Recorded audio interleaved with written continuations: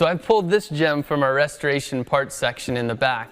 It's actually a 426 Hemi Mopar valve cover. Now it's been sitting for many years, so oxidation and grime have definitely taken their toll on this piece. What we're going to be doing today is we're going to be using our absolutely aluminum polish to clean off the contaminants and bring this baby back to life. Now our aluminum polish is a little bit different than the other polishes out on the market. It's got a chemical abrasive.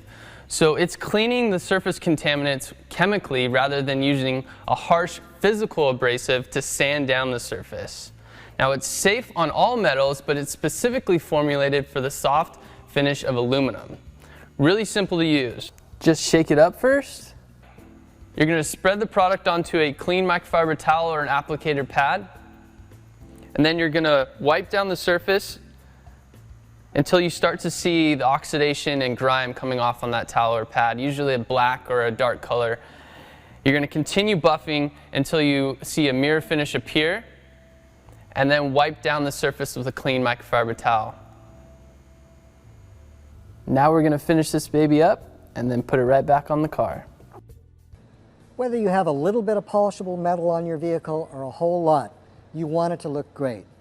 And to keep it looking great, we suggest you use a great metal polish and a microfiber towel and a little bit of elbow grease. And you'll come up with a great looking wheel. It's a really simple process too. And Mothers has a variety of polishes for you to use on your wheels and polishable metal. Today we're going to be using Mother's billet polish. You just put a little bit on your microfiber towel, go to the substrate and begin rubbing back and forth, not in circular motions, back and forth on metal. And always check to be sure you get that black residue. If you're getting that, then you should continue. That's a good thing. So rub till you feel you've done a good job. And remember, remove while wet. Little elbow grease, a good polish, you have a shiny wheel.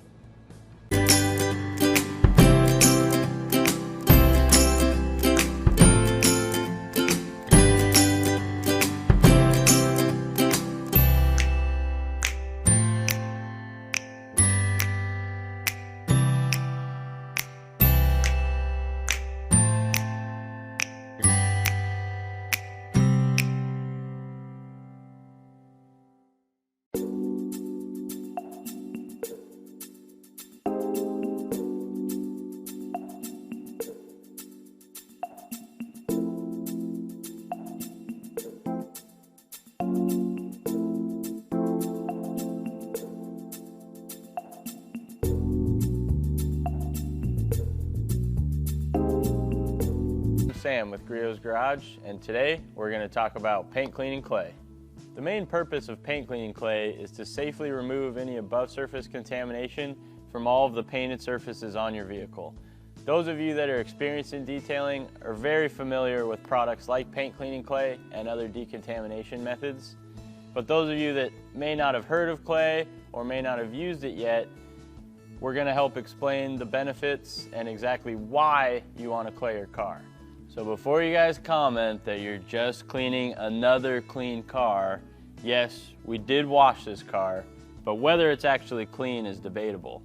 Paint contaminants are things like industrial fallout, iron particles, rail dust, tree sap, pollen, and anything else from daily driving and being stored outside that may embed itself into the paint surface. Those are things that you usually can't physically see, but you can feel. So if you have a clean car in your garage, go ahead, run into the kitchen, grab a fresh sandwich baggie. Now this surface has been cleaned, as I said, so there's no residual dirt that we're going to scratch the finish with when we go over it with our baggie.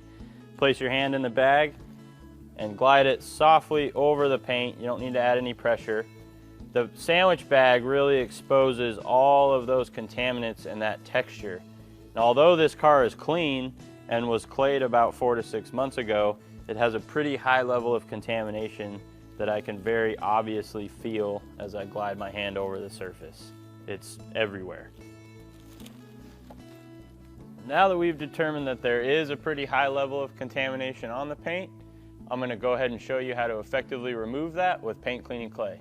Here's what you need to decontaminate your car: your jar of paint cleaning clay, bottle of speed shine, optional pair of rubber gloves, and a couple microfibers to dry up the speed shine residue. All right, here we go. Throw the gloves on. Gloves are optional, but clay does tend to get sticky as you work, specifically if you're doing it outside on a warm day. So I always wear them just to save time cleaning up when I'm done. Go ahead and open our jar here. The 8-ounce bar is quite large, so I always recommend breaking it into 2 or 3 smaller pieces. One of the downsides of clay, if you drop it, you have to throw it away because you don't want it to pick up any dirt or debris off the ground that's then going to scratch your paint. So having the bar broken into smaller chunks means that you aren't throwing away an entire clay bar if you do accidentally drop some. So I'm going to knead it into a flat round shape. And then I like to hold it at the base of my fingertips. You never want to hold the clay with your fingertips because you'll eventually press through the clay and create pressure points that will leave an inconsistent finish. So I'm going to take the clay at the base of my fingers, take our speed shine. This is huge. This is the lubricant for the paint so that the clay smoothly glides over the surface. I'm going to lightly coat that fender. You don't need a ton of speed shine, just a nice even coating over the surface. And with the clay bar at the base of our fingers, just going to start very light pressure, if any at all, gliding in straight line passes, going one direction over the surface. Going to cover this whole panel here, moving from top to bottom. And then we'll come in and switch directions. So alternate. I was going horizontal, now I'm going vertical. A nice crosshatch pattern. This will give you thorough, complete coverage over the surface so that you don't miss anything. And depending on how heavy the contamination is, you may need to repeat this process 3 to 4 times. We'll check the surface of the clay bar here. That was completely clean. You can see now, specifically around the edge, that it is picking up a good bit of contaminant. So we're going to go ahead and fold that into itself and knead it back to a flat shape again. Speed shine's drying up a little, so I'm just going to add a spritz or 2, and then we'll come back and go over the panel one more time. This car does have a decent level of contaminant, but it's not extremely heavy, so it feels like 2 passes will effectively get this panel totally clean. You can really feel the contaminant break off as you work as well. The panel will become smoother and smoother as you go, and you'll feel any areas that you might have missed when you run into them. The clay will drag and there will be a little bit of resistance. During the process at all, if the clay starts to drag or stick, that just means that the lubrication is drying up and you need to add more speed shine to the surface. So now after that second pass, we check the surface and it's very clean. There's only a very small amount of contaminant getting picked up now. So I'm going to go ahead and dry up the fender with our PFM towel.